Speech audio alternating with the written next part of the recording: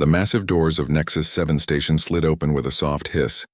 Kim Ji-won stepped through the entrance, his black diplomatic uniform crisp and perfect. Behind him walked a golden retriever, its tail wagging as it looked around the huge space with bright, curious eyes. Ji-won had dreamed of this moment for years. Humanity had finally earned its place among the stars. The Interstellar Commerce Alliance had agreed to let humans join their trade networks. After decades of watching alien ships pass by Earth, humans were now welcome at the greatest trading station in the galaxy. The station stretched far above them. Crystal walls caught the light from 3 different suns, creating rainbow patterns on the floor. Alien beings moved through the corridors like colorful rivers. Some walked on 2 legs like humans. Others crawled on many legs or floated through the air. Baram, Ji-won's golden retriever, stayed close to his owner's side. The dog had been trained for this mission. He knew to be calm around strange sights and sounds. But his nose twitched at all the new smells and his ears moved back and forth, catching sounds no human could hear. Ambassador Gex of the Vorthak was the first to greet them. The reptilian alien stood over 8 feet tall. His green scales caught the light as he moved. Sharp claws extended from his fingers and his tail swished behind him like a weapon. "So you are the humans," Gex said. His voice sounded like rocks grinding together. "We have heard much about your species." Ji-won bowed slightly. "I am Ambassador Kim Ji-won, representing Earth in these trade discussions. Thank you for welcoming us to your station." Gex's yellow eyes looked down at Baram. The golden retriever looked back up at him without fear. His tail kept wagging in a slow, friendly rhythm. "What is that creature doing here?" Gex asked. His voice carried disgust. "Why do you bring food animals to a diplomatic meeting?" "This is Baram," Ji-won said with a smile. "He's my companion. On Earth we call them dogs. They're our partners and friends." Several other aliens had gathered around them. Click-Whir, the Chitara representative, moved forward on 6 insect-like legs. Her compound eyes studied Baram like he was a puzzle to solve. "Fascinating," she clicked. "You keep another species as a pet, but this makes no sense. The animal serves no productive purpose. It cannot work in your factories. It cannot fight your wars. It only consumes resources." Prisma, the luminous delegate, floated closer. Her crystalline body chimed softly as she moved. "Among my people, we value efficiency above all else.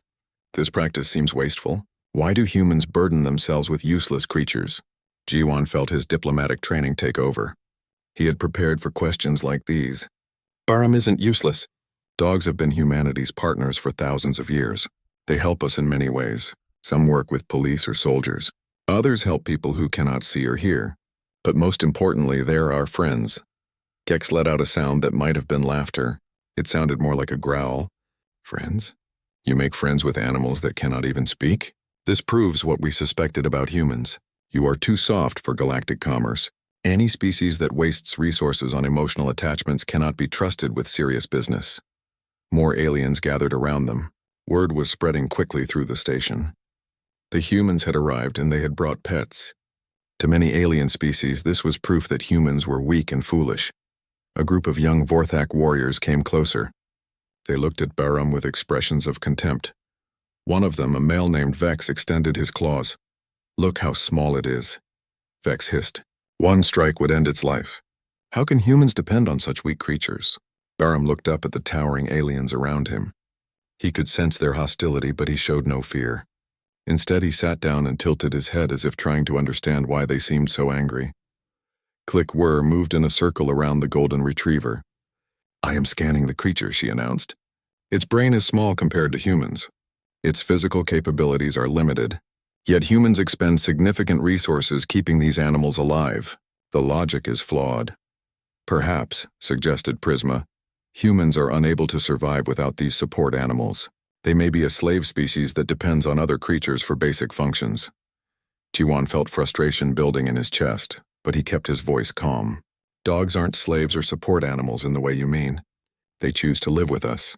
We take care of each other. It's a partnership built on love and loyalty." The word love caused several aliens to step back. Among most galactic species, emotions were seen as dangerous weaknesses.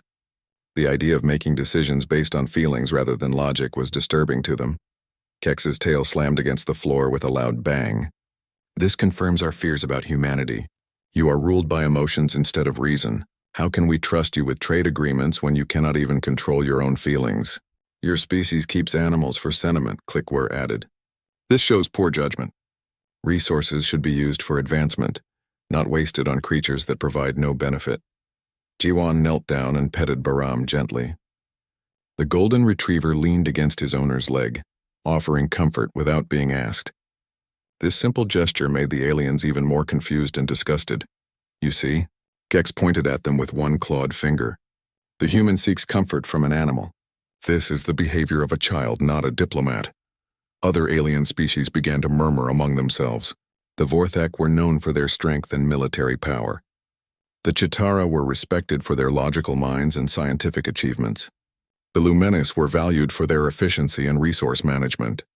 All of them were questioning whether humans deserved a place in galactic civilization. Prisma's crystalline body chimed with what sounded like disappointment. Perhaps we were wrong to invite humans into the alliance. A species that cannot abandon primitive emotional attachments may not be ready for advanced commerce. As more aliens gathered to stare at Baram, their expressions ranged from confusion to contempt. Some whispered that humans were clearly too weak to survive in the harsh reality of galactic politics. Others suggested that the alliance should reconsider its decision to include Earth in trade agreements. Jiwan stood up slowly, Baram at his side. He could see the doubt and disgust in the alien faces around him. His first day representing humanity among the stars was not going as planned. The beings who controlled trade and technology across the galaxy saw his beloved companion as proof that humans were weak, emotional, and unfit for their advanced civilization. What none of them understood was that they had just made their first terrible mistake about humanity. They thought love was weakness. They would learn soon enough how wrong they were. 3 weeks had passed since Jiwan's arrival at Nexus 7. Each day brought new challenges as more humans joined the diplomatic mission.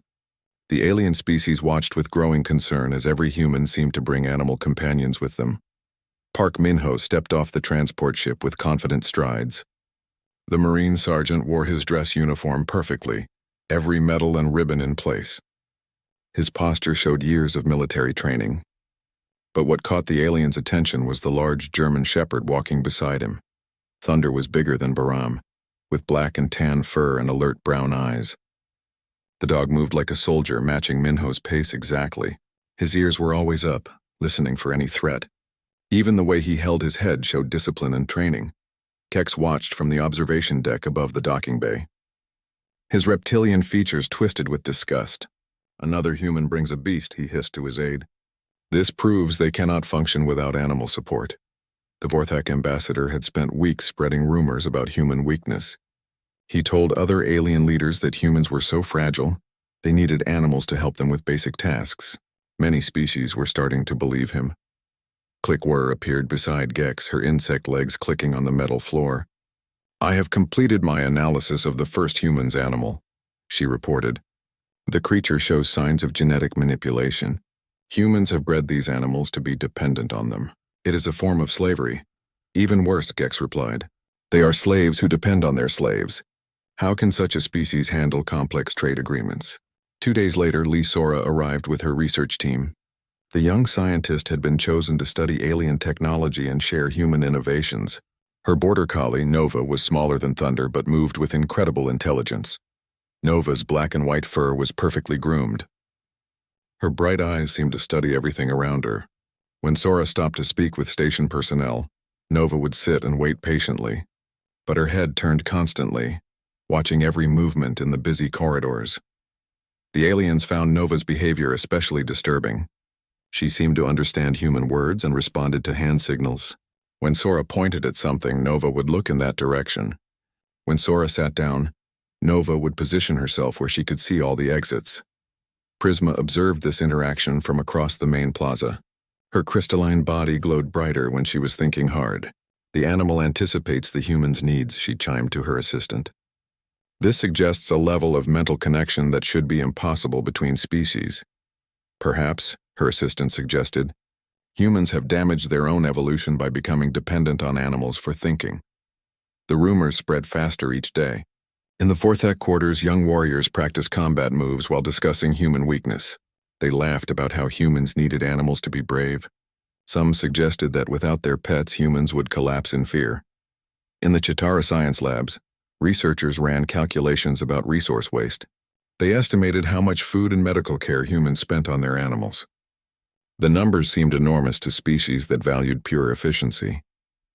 They concluded that humans were too wasteful to be good trading partners. The Lumenis held formal discussions about the human problem. They created charts showing how animal care reduced human productivity. Some suggested that the Alliance should help humans eliminate their animal dependencies before allowing them full membership. But the aliens were making observations that confused their theories. During a formal dinner in the diplomatic quarters, Thunder demonstrated something unexpected. Minho was speaking with a group of alien dignitaries when his water glass tipped over. Before the Marine could react, Thunder was there with a towel in his mouth. The dog had seen the accident about to happen and prepared for it. The aliens stared in shock. The animal had not just reacted to an event. It had predicted it and taken action. This required intelligence and awareness they had not expected. Nova showed even more disturbing abilities during Sora's first scientific presentation. While Sora explained human research methods, Nova lay quietly at her feet. But when a Chitara scientist asked a complex question, Nova's ears perked up immediately. She looked at Sora with an expression that seemed to say she understood the importance of the question. Most disturbing of all was how the animals interacted with each other. When Barum, Thunder, and Nova were in the same area, they seemed to communicate without sounds. A look between them could coordinate their movements. They shared information about their environment and the people around them. The aliens had never seen anything like this. Most species in the galaxy were singular. They worked alone or in formal hierarchies. The idea of different species working together as equals was foreign to them. Kex called an emergency meeting with the other alien leaders. The conference room was filled with representatives from dozens of species. All of them had concerns about the humans and their animals. Fellow beings, Gex began, his voice carrying to every corner of the room. We have observed the humans for weeks now. What we have seen troubles us greatly. These creatures are not just keeping animals. They are sharing their minds with them. Clickword displayed holographic data in the air above the table. My scans show unusual brain activity in both humans and their animals during interactions. They appear to be forming some kind of mental connection. This is dangerous, announced Kef, representative of the warrior Drachmoth species. A species that bonds with animals might bond with anything. They could try to dominate other intelligent species the same way. Prisma's crystalline form pulsed with worried light. Or perhaps they are already dominated. Maybe these animals control human behavior. That would explain their emotional decisions and wasteful resource use. The discussion continued for hours. Every alien species shared their concerns about humanity. Some worried about human weakness. Others feared human unpredictability. All of them agreed that the animal companions were a serious problem. At the end of the meeting, Gex stood before the assembled representatives. I propose that we test these humans, he announced. We need to understand their true nature before we allow them full membership in the Alliance. What kind of test? Asked Vorthak General Drax. Gex's yellow eyes gleamed with cruel intelligence. We separate them from their animals. We see how they react when their precious pets are threatened. Then we will know if humans are truly worthy of joining galactic civilization. The vote was unanimous. Every species agreed that the humans needed to be tested. They had no idea they were about to learn something terrible about the bond between humans and their companions. In their quarters, the humans continued their daily routines. Jiwan worked on trade proposals while Baram slept at his feet. Minho reviewed security protocols with Thunder alert beside him. Sora analyzed alien technology samples while Nova watched for any signs of danger. None of them knew that the aliens had decided to test the strength of their bonds. The species of the galaxy were about to discover that love was not weakness. It was the most dangerous force they had ever encountered. The Great Council Chamber of Nexus 7 buzzed with activity. Representatives from 50 different species had gathered for the most important trade summit of the year. New shipping routes would be decided. Technology sharing agreements would be signed. The future of galactic commerce hung in the balance. Jiwan sat at the human delegation table, reviewing his notes one final time. This was humanity's chance to prove they belonged among the stars. Earth needed these trade agreements to advance their technology and feed their growing population. Bahram lay quietly under the table, as he had been trained to do during important meetings. The golden retriever's presence was calming for Jiwan, but he knew the other species still saw his companion as a sign of weakness. Ambassador Gex called the session to order. His reptilian voice carried across the massive chamber. Fellow beings, we gather today to welcome new members into our trading alliance. But first, we must ensure they meet our standards. The chamber fell silent. Jiwan felt a chill run down his spine. This did not sound like the routine welcome ceremony he had expected. The species called humanity has requested full membership. Gex continued, but we have observed behaviors that concern us. They form emotional attachments that could interfere with logical business decisions. Murmurs spread through the assembled aliens. Many nodded in agreement. Over the past weeks, Gex had convinced them that human emotions made them unreliable partners. Therefore, Gex announced, we propose a simple test. We will evaluate how humans respond when their emotions are challenged. This will prove whether they can handle the pressures of galactic commerce. Jiwan started to stand, but Gex held up a clawed hand. The test has already begun, the Vorthak ambassador said with a cruel smile. In the corridors outside the chamber, Bahram walked slowly toward the human quarters. He had been called away from the meeting by a station announcement claiming Jiwan needed him. The golden retriever did not question the message.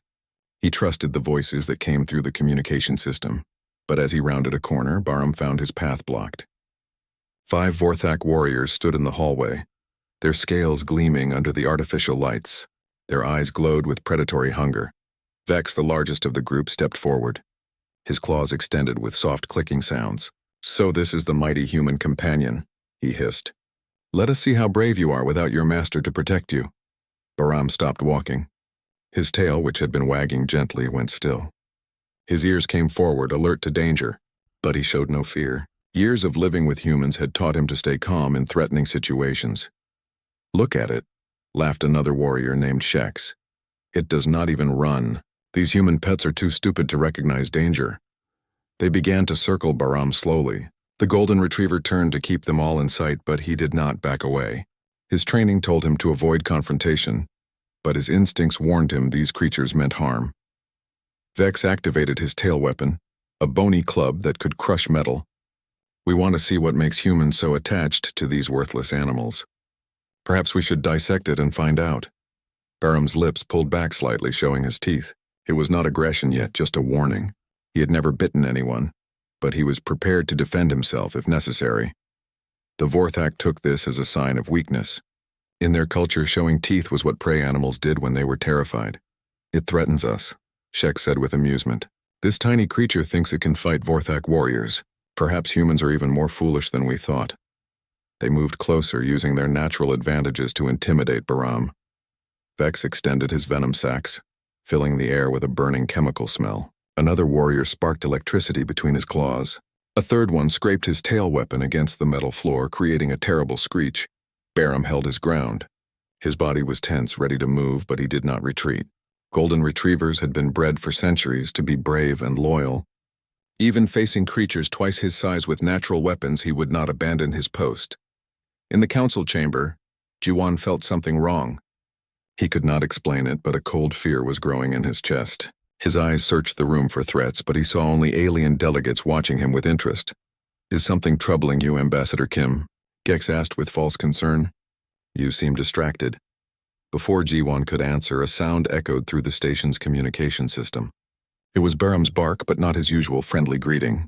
This was the sharp, urgent bark of a dog in distress. Every human in the chamber heard it instantly. Jiwan's blood turned to ice. Minho's hand moved automatically toward his sidearm. Sora looked around wildly, trying to locate the source of the sound, but the aliens heard it too, and many of them smiled. This was exactly what they had hoped for. The humans were already showing emotional responses to their pets' distress. Back in the corridor, the Vorthak had grown tired of their game.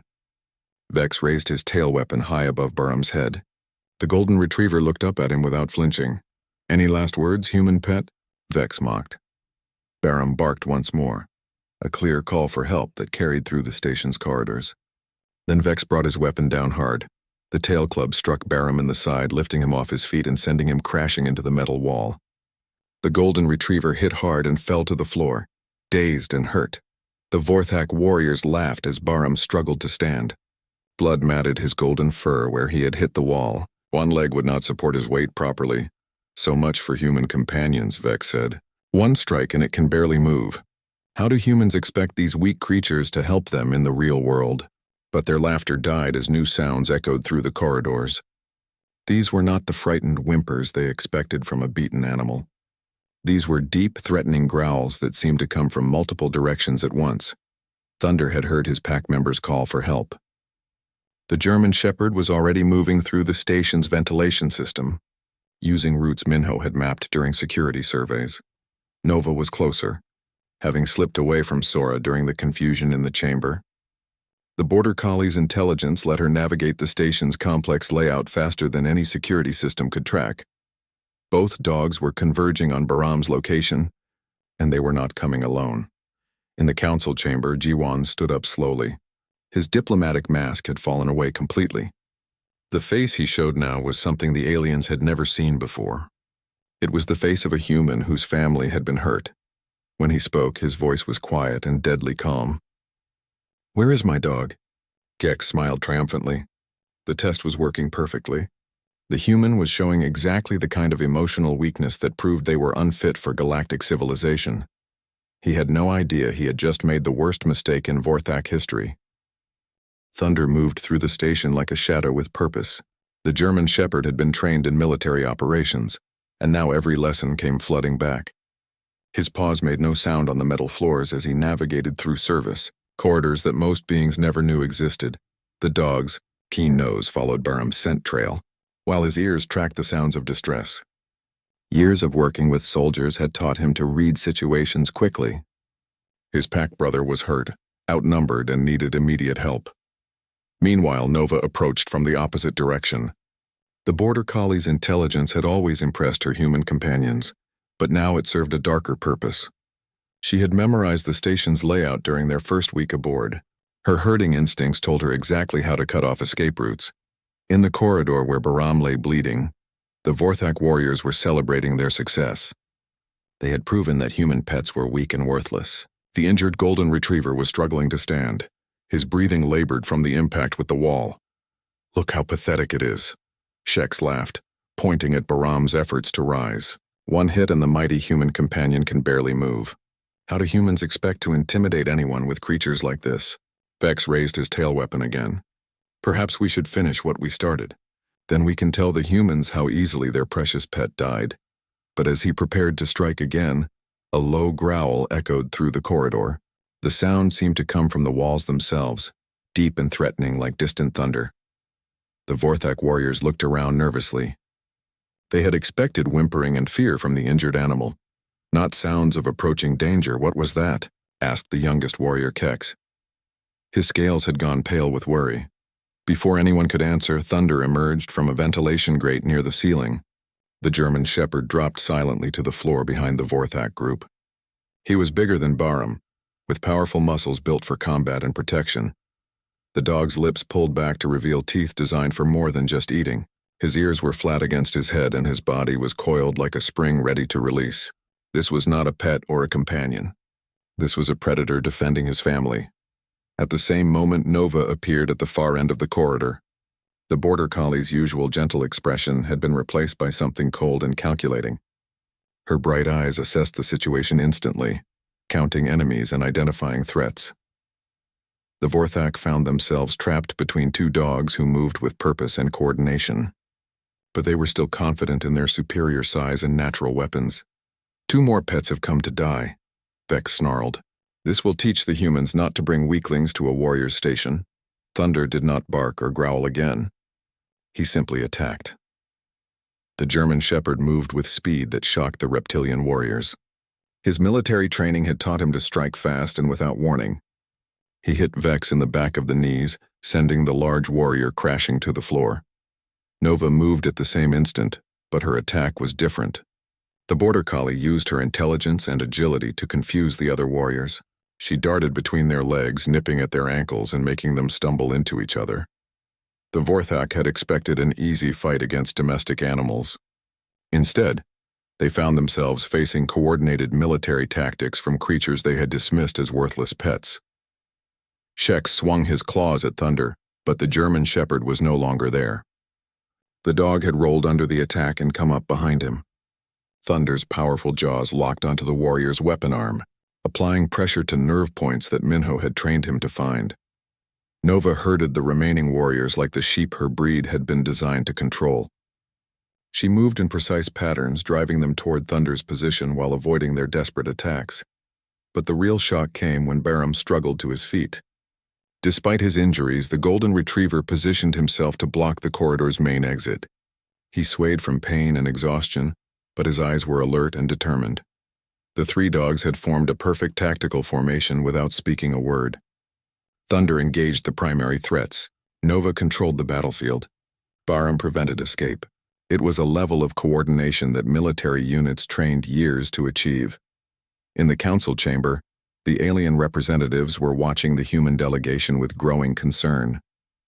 G1's face had gone completely cold. His diplomatic politeness had vanished, replaced by something primitive and dangerous. Minho stood beside him, his hand resting on his sidearm. The Marine's relaxed posture had changed to a combat stance. His eyes swept the room, identifying potential threats and escape routes with mechanical precision. Sora appeared calm, but those who looked closely could see her fingers moving in small patterns. She was calculating distances and angles, her scientific mind already planning how to reach her companion most efficiently. "Where are our dogs?" G1 asked again. His voice was still quiet, but now it carried undertones that made several aliens step backward. Kex felt the first stirring of doubt, but his pride would not let him back down. "Your animals are being tested," he replied. "We need to see how humans react when their emotional crutches are removed." "Tested how?" Minho's voice was flat and professional. It was the tone he used when planning military operations. The Vorthak ambassador gestured to a wall screen that showed the corridor where the fight was happening. The aliens gasped as they saw Thunder pinning one warrior while Nova systematically disabled another.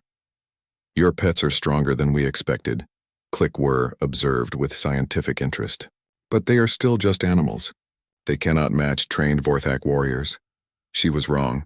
Even as she spoke, Thunder released his grip on Shex's arm and moved to support Barham. The injured golden retriever leaned against his pack brother, but his position still blocked the exit. Nova had driven the last mobile warrior into Thunder's reach. The German shepherd's training included non-lethal takedowns, and he used them now with devastating efficiency. In less than 3 minutes, 5 Vorthak warriors lay groaning on the corridor floor. The 3 dogs stood over them, alert for any sign of renewed aggression, but the humans were not watching the screen anymore. They were moving toward the chamber's exit with purpose that made the alien guards nervous. "Stop," Gex commanded. "The test is not complete. We must evaluate how you respond to your animal's injuries." G1 turned to face him. When he spoke, his words were measured and precise. "Ambassador Gex, you have made a terrible mistake. You thought our dogs were a weakness. You believed love made us soft and vulnerable." He stepped closer to the Vorthak ambassador, and Gex suddenly realized how much physical conditioning humans maintained. Even diplomats like G1 moved with predatory grace. "You are about to learn," G1 continued, "that love is not weakness. It is the most dangerous force in the universe. Because when you threaten someone we love, you do not just face us. You face everything we are willing to become to protect our family." Minho's hand moved to his sidearm in one smooth motion. "Sir," he said formally. "Permission to secure our personnel?" Sora was already accessing her tablet, her fingers flying over technical readouts. "I can shut down this section's security systems," she reported. "Give us a clear path to the wounded." The aliens watched in growing horror as the 3 humans transformed before their eyes. The polite diplomats and scientists were gone. In their place stood something far more dangerous. Humans whose family had been threatened. Prisma's crystalline body pulsed with alarm. "This is not the behavior we expected," she chimed nervously. "They are not weakened by their animals' injuries. They are becoming more dangerous." Gex realized too late that his test had revealed something the galaxy was not prepared to face. Humans bonded with their animals not because they were weak, but because they were capable of love so fierce it could turn gentle companions into warriors and peaceful diplomats into something that made hardened alien soldiers step aside. The real test was just beginning, and the aliens were about to fail it spectacularly. The corridor leading to the human quarters had become a battlefield, but not the kind the Vorthak had expected. Jiwan moved through the station with deadly purpose, his diplomatic training now serving a very different function. Every lesson in reading body language, every skill in negotiation, every technique for managing pressure was now focused on a single goal: reaching his injured companion. Behind him, Minho and Sora followed in perfect formation. The Marines' combat experience guided their movement, while the scientist's analytical mind mapped the fastest route through the station's complex layout. They were no longer individuals representing humanity. They had become something far more dangerous, a human pack protecting their family. Station security tried to intercept them at the first checkpoint. A group of mixed alien guards led by a Chitara officer named Click 6 blocked their path with energy weapons drawn. "Halt, humans," Click 6 commanded. "You will return to the council chamber immediately. This area is under lockdown for your own safety." Jiwan did not slow down. Instead, he did something that confused the aliens completely. He began to negotiate. "Officer," he said calmly, still walking forward, "I appreciate your concern for our safety, but we have injured personnel who need immediate medical attention." "Your animals are being treated according to protocol," Click 6 replied. "There is no need for emotional responses." That was the wrong thing to say. "Protocol," Jiwan repeated, and his voice carried a tone that made the guards nervous. "Your protocol involved 5 armed warriors attacking 1 injured companion animal. Now you want to discuss emotional responses." The aliens had never heard diplomacy used as a weapon before. Jiwan's words were technically polite, but they carried implications that made the guards doubt their orders. Minho stepped forward, his military bearing making him appear larger than his actual size. "Sir," he addressed the Chitara officer with perfect military courtesy, "I need to conduct a medical assessment of my unit. This is standard procedure for any combat situation." Combat situation? Click 6's compound eyes focused on the Marine. These were not combat operations. This was a simple test of human responses. "Officer," Minho replied with dangerous calm, "when you corner an injured member of my team and attack him with weapons, that is combat. When you prevent me from reaching wounded personnel, that is an act of war." The guard captain had never been in a real war. The Chitara were scientists and administrators, not warriors.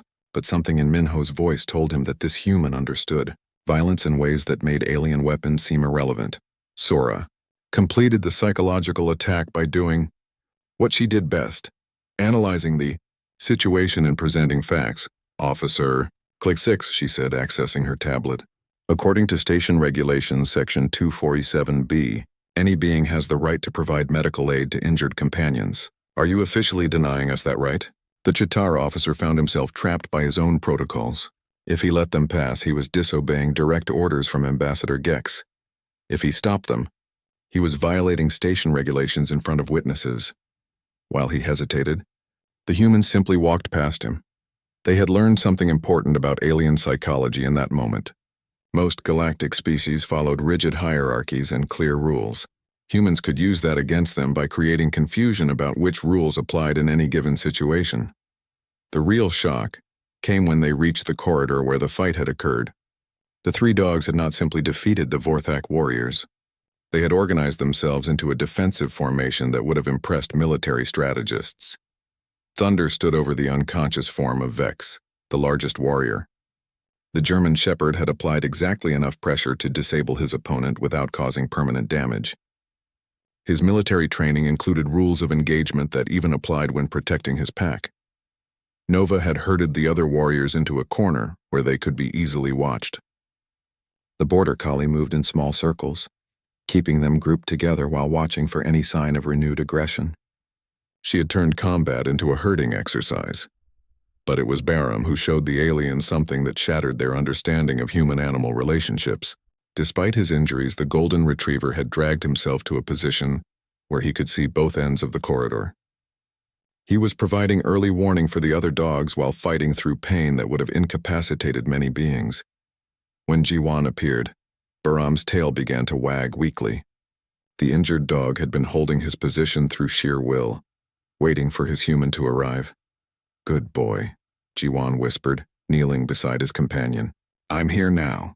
You did everything right." The Vorthak warriors, who were still conscious, watched in amazement as the human gently examined his dog's injuries. They had expected rage and violence. Instead, they saw something that disturbed them far more. Absolute, controlled focus on caring for a wounded family member. Minho was examining Thunder with the same professional attention he would give to any injured soldier. "Good work, boy," he said quietly. "Clean takedowns, no excessive force. You followed rules of engagement perfectly." Sora was checking Nova for injuries while simultaneously scanning the defeated Vorthak with her tablet. "No serious wounds on either side," she reported. "Professional work all around." The aliens began to understand something terrible. The humans were not acting from blind emotion or uncontrolled rage. They were operating with cold, calculated efficiency while maintaining complete emotional control. Their love for their animals had not made them weak or reckless. It had focused their considerable abilities with laser precision. Ambassador Gex arrived with a security force of 20 mixed aliens. He expected to find chaos and emotional breakdown. Instead, he found a situation completely under human control. "This is what your test revealed," Jiwan said without looking up from treating Baram's injuries. "You wanted to see how humans respond when our family is threatened. Now you know." "Your animals should have been easily defeated," Gex protested. 5 trained Vorthak warriors against 3 domestic pets should have been no contest. Minho looked up from Thunder with an expression that made the reptilian ambassador step backward. "Ambassador, you made a critical error in your assessment. These are not pets. They are partners who have been trained alongside humans for thousands of years. Thunder has military training equivalent to a soldier," he continued. "Nova has intelligence that rivals your best strategic computers. Baram has loyalty and courage that your warriors apparently lack." Sora added her own analysis with scientific precision. "You assumed that emotional bonds create weakness. But humans and dogs evolve together. Our relationships are not based on dominance or dependence. They are based on mutual respect and shared purpose. When you attack one member of our pack," Jiwan said, finally standing to face Gex directly, "you face the combined abilities of all members. Our dogs do not make us weak. They make us more than the sum of our parts." The corridor fell silent as aliens throughout the station watched the confrontation through security monitors. They were seeing something that challenged their fundamental understanding of relationships between species. Most galactic civilizations were built on hierarchy, competition, and individual achievement. The idea of true partnership between different species was alien to them in the most literal sense. But humans had spent millennia learning to work with dogs as equals. They had developed emotional bonds that enhanced rather than hindered their effectiveness. Love had not made them vulnerable. It had made them incredibly dangerous to anyone who threatened their family. Gex realized that his test had revealed human capabilities that no alien species possessed. The galaxy had spent so much time studying human technology and intelligence that they had missed the most important thing about humanity: their capacity to love so fiercely that it transformed them into something beyond individual ability. "What do you want?" he asked finally. Jiwan's answer was simple and terrifying in its implications. "We want what we have always wanted, to be left in peace with our family. But now you understand what happens to anyone who threatens them." The Vorthak ambassador looked around at his defeated warriors, then at the 3 humans who had not even needed to fight personally to achieve total victory. He was beginning to understand that humanity's greatest strength was not their weapons or their intelligence. It was their ability to form bonds so strong that love became a force multiplier that no galactic species could match or counter. The test was over, and the aliens had learned something they would never forget: never threaten someone a human loves. The medical bay of Nexus 7 had become an unlikely classroom. Baram lay on a treatment table while the station's best doctors worked to heal his injuries. The golden retriever's tail wagged weakly as Jiwan held his paw, but his eyes remained alert and trusting. Alien medical staff moved around them with careful respect. Word had spread throughout the station about what had happened in the corridor. These were no longer the weak, emotional humans the aliens had dismissed. These were beings capable of controlled violence in defense of their family. Dr. Whistlesong, a luminous healer whose crystalline body chimed softly as she worked, examined Barham with newfound fascination. The creature's pain tolerance is remarkable, she observed. Most beings would be unconscious from these injuries, but it remains alert and responsive.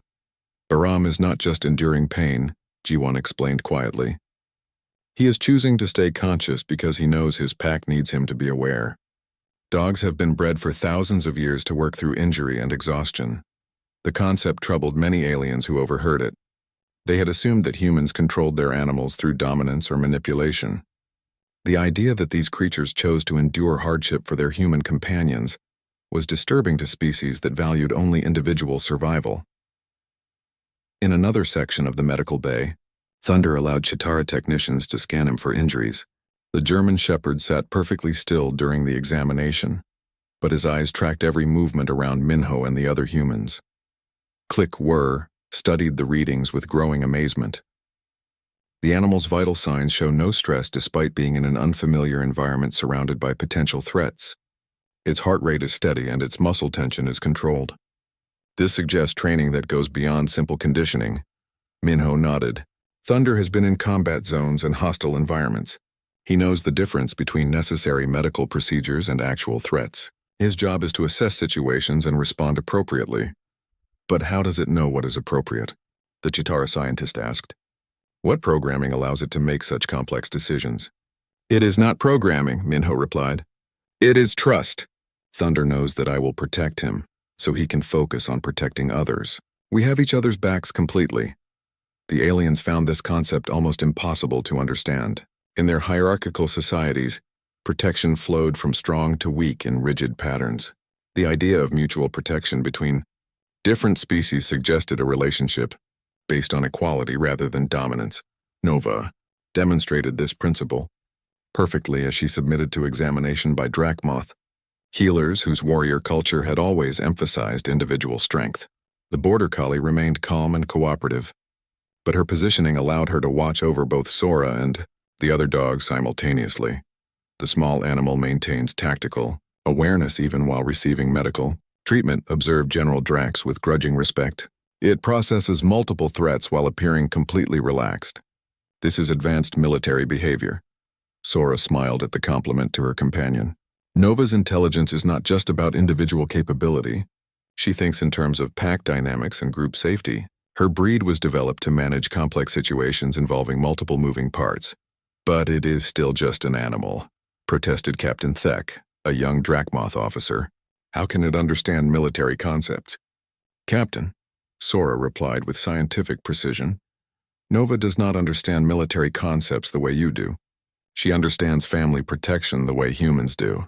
The results look similar, but the motivation is completely different. This distinction began to dawn on aliens throughout the station. They had been analyzing human-dog relationships through the lens of their own societies. But humans and dogs had developed something unique in the galaxy. True interspecies partnership based on love rather than utility. Ambassador Gex watched the medical procedures from the observation deck above. His reptilian features showed confusion and growing concern. The test he had designed to prove human weakness had revealed something far more dangerous. Prisma floated beside him, her crystalline body pulsing with troubled light. The humans showed capabilities we never detected in our assessments, she chimed softly. Their emotional bonds actually enhanced their effectiveness rather than limiting it. More troubling, added Click Whir. Their animals demonstrate intelligence and loyalty that our models cannot explain. They function as a single unit while maintaining individual capabilities. Gex's aide, a young Vorthak named Rex, spoke up nervously. Sir, there are reports from across the galaxy about human-dog partnerships. We may have misunderstood their entire species. The ambassador accessed his personal data files and began reviewing intelligence reports about humans. For weeks he had focused on their emotional attachments as evidence of weakness. Now he was seeing the same information from a completely different perspective. Look at this, he said, displaying holographic data. Human search and rescue operations use dogs to find survivors in disasters. Their success rates are 30% higher than any purely technological approach we use. And here, Prisma added, highlighting another report. Human law enforcement units with dog partners have casualty rates 40% lower than solo officers. The animals provide early warning and tactical support that saves human lives. Clickwhir brought up her own analysis. Military units with combat dogs show improved morale, better stress management, and enhanced team cohesion. The animals do not just assist in operations, they improve overall unit effectiveness. As the data poured in, a disturbing picture emerged. Humans had not domesticated dogs in the traditional sense. They had formed an alliance between two species that made both more capable than either could be alone. "We have made a grave error," Gex admitted finally. "We assumed their emotional bonds were a weakness because we do not form such relationships ourselves. But what if those bonds are actually their greatest strength?" Down in the medical bay, this strength was on full display. Jiwan continued to comfort Baram while simultaneously coordinating with station officials about security protocols. His ability to function effectively while emotionally invested had shocked aliens who saw emotion as a liability. Minho was debriefing station security about the incident while Thunder rested at his feet. The Marine's professional competence had never wavered, despite his obvious concern for his companion. If anything, his protective instincts had made him more focused and dangerous. Sora was analyzing alien medical technology while Nova recovered nearby. Her scientific objectivity remained perfect even while she monitored her dog's condition constantly. Love had not clouded her judgment. It had sharpened it. The alien observers began to understand something that would change their view of humanity forever.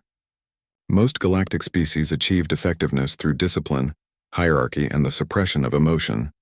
Humans achieved the same results by channeling emotion into focused action.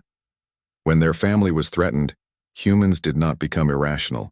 They became more human, and being more human, it turned out, was terrifying to species that had never learned to love something more than themselves. Dr. Whistlesong completed her treatment of Baram and stepped back with professional satisfaction. "The creature will make a full recovery," she announced. Its injuries were painful but not permanent. As if he understood her words, Baram's tail wagged more strongly. Jiwan leaned down to scratch behind his ears, and the golden retriever pressed against his human with complete trust. Watching this simple interaction, Ambassador Gix finally understood what humanity brought to the galaxy. It was not just technology or trade goods or military capability. It was proof that love could be a source of strength rather than weakness. The test was complete, but not in the way anyone had expected. The aliens had learned that humanity's greatest power was not their weapons or their intelligence. It was their ability to form bonds so deep that they would transform ordinary diplomats into warriors and domestic animals into soldiers. Most importantly, they had learned that these bonds could not be broken by threats or violence. They could only be made stronger. The galaxy would never underestimate human pets again. More importantly, they would never again mistake human love for human weakness. From that day forward, when alien species saw humans with their dog companions, they would remember what happened on Nexus 7. They would remember that behind every gentle human walking with a friendly dog was a partnership forged in 10,000 years of mutual loyalty. And they would remember that threatening that partnership was the most dangerous mistake anyone could make in the galaxy. Trade agreements were signed that day, but not because aliens respected human technology or diplomatic skills. They signed because they had seen what humans became when someone they loved was in danger. It was a lesson the galaxy would never forget. 6 months had passed since the incident at Nexus 7. The story of what happened that day had spread across the galaxy faster than any official report. It was told in different ways by different species, but the core message remained the same: never threaten someone a human loves. Jiwan stood in his new office overlooking the expanded human diplomatic quarter. Through the transparent walls, he could see dozens of human families who had moved to the station. Each family included at least one dog, and now the aliens understood exactly what that meant. Baram lay in his favorite spot by the window, completely recovered from his injuries. The golden retriever had become something of a celebrity among the station's inhabitants. Alien children would stop to pet him carefully, having been taught by their parents to show proper respect. The door chimed, and Ambassador Gex entered. The Vorthex's posture was different now, more cautious and respectful. He had learned hard lessons about underestimating the bonds between humans and their companions. "Ambassador Kim," Gex said formally, "I have the final trade agreements for your review." Jiwan gestured to a chair across from his desk. Baram lifted his head to look at the Vorthak ambassador, then settled back down with a soft sigh. The golden retriever showed no fear or hostility, but Gex was acutely aware of what that calm exterior could become if necessary. The terms are very generous, Ji-Wan observed as he reviewed the documents. More favorable than we originally hoped for. Gex's scales shifted color slightly, a sign of embarrassment among his people. The Alliance Council has decided that humanity brings unique value to galactic commerce. Your species' ability to form partnerships extends beyond your animals to your business relationships. What he did not say was that the Council had also decided that antagonizing humans was extremely dangerous. The incident 6 months ago had revealed capabilities that made every alien government nervous about having humanity as an enemy. We appreciate the Alliance's recognition, Ji-Wan replied diplomatically. Earth looks forward to many years of mutual prosperity. As if summoned by their conversation, Thunder and Nova appeared at the office door with their human companions. Minho had been promoted to head of station security, while Sora now led the Human Research Division studying alien technologies. The three dogs greeted each other with the easy familiarity of old friends. Their humans had developed the same comfortable relationship, but the aliens who worked with them never forgot what they had witnessed during the crisis.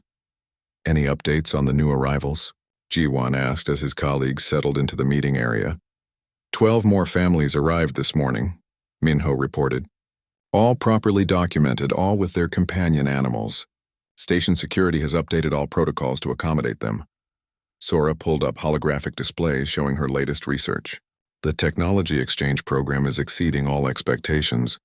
Human innovation combined with alien knowledge is producing remarkable results.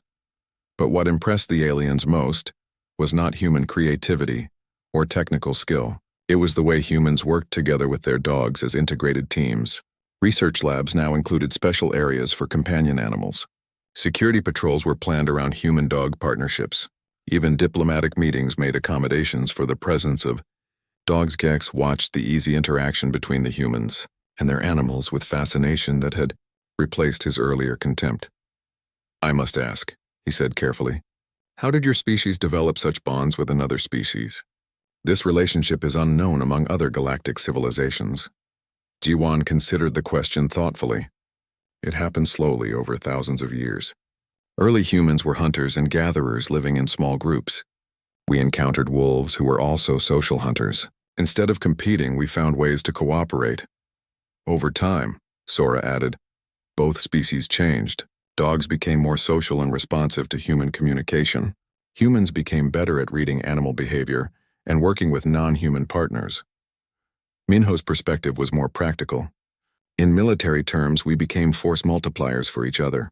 A human with a dog can accomplish things neither could do alone. We share different strengths and cover each other's weaknesses. But why maintain these bonds in your advanced civilization? Gex asked. Surely technology could replace the functions these animals perform. The three humans exchanged glances. This was a question they had been asked many times by various alien species, and the answer was always difficult to explain. Technology can replace what dogs do, Ji-Wan said finally, but it cannot replace what dogs are. They are not just tools or partners. They are family. Thunder chose that moment to demonstrate the point. The German Shepherd rose from his position and walked to Minho, not because he had been called or because he sensed danger, but simply because he wanted to be closer to his human. Minho's hand automatically moved to scratch behind Thunder's ears. The gesture was unconscious, born of years of shared experience and mutual affection. It was the kind of casual intimacy that could not be programmed or manufactured. Nova showed her own version of the bond by bringing Sora a stylus that had fallen from the scientist's pocket. The border collie had noticed the dropped item and retrieved it without being asked, anticipating her human's need. Barham's contribution was simply to exist as a calming presence. His steady breathing and gentle warmth made every human in the room slightly more relaxed and focused. Gex observed these interactions with growing understanding. You maintain these relationships not for practical benefit but for emotional satisfaction. It is both, Ji-Wan corrected gently. The emotional bond creates the practical benefits. Because we love our dogs, they love us in return. Because they love us, they work harder and sacrifice more than any program machine ever could. And because they love us, Minho added with a slight smile, We become more than we would be alone.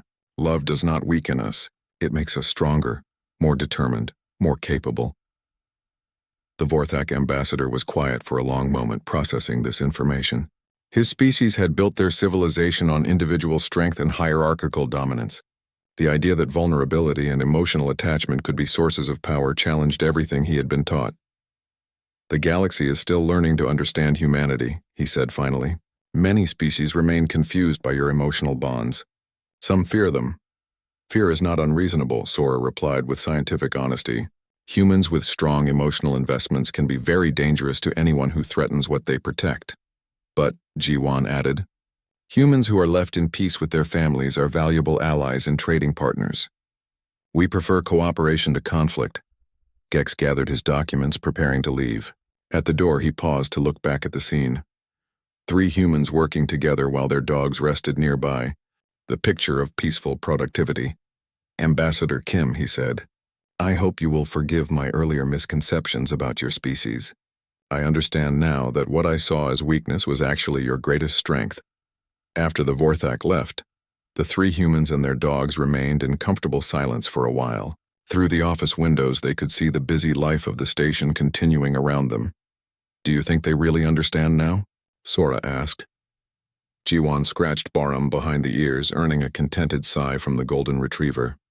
Some do, others are still learning. But word has spread far enough that no one will make Gex's mistake again. Good, Minho said firmly. The galaxy needed to learn that human families are not to be threatened. The lesson has been delivered. Nova wandered over to the window and looked out at the stars beyond. Her tail wagged slowly as she watched ships from dozens of worlds coming and going. The border collie could not understand the politics or economics of galactic civilization, but she could sense that this was home now.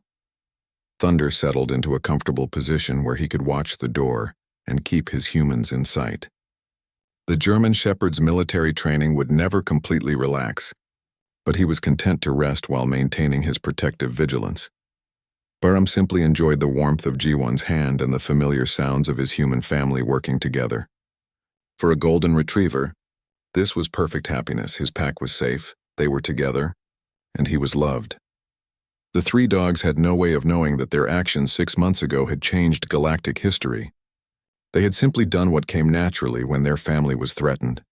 They had protected their humans, and their humans had protected them. But across the galaxy, the story of their courage had become legend. On 1,000 worlds, beings who had never seen a dog or met a human told the tale of the bond that turned pets into warriors and love into the most powerful force in the universe. The lesson would endure for generations. Never underestimate the fury unleashed when someone threatens a human's dog, because behind every gentle golden retriever, loyal German shepherd, and intelligent border collie stands a human who will move heaven and earth to protect their family. And that family always includes 4 legs, a tail, and a heart big enough to love across species lines. The galaxy had learned to respect humanity not for their technology or their weapons, but for their capacity to love so fiercely that it made them unstoppable. It was a lesson that would echo through the stars for ages to come. In the quiet of his office, surrounded by his colleagues and their faithful,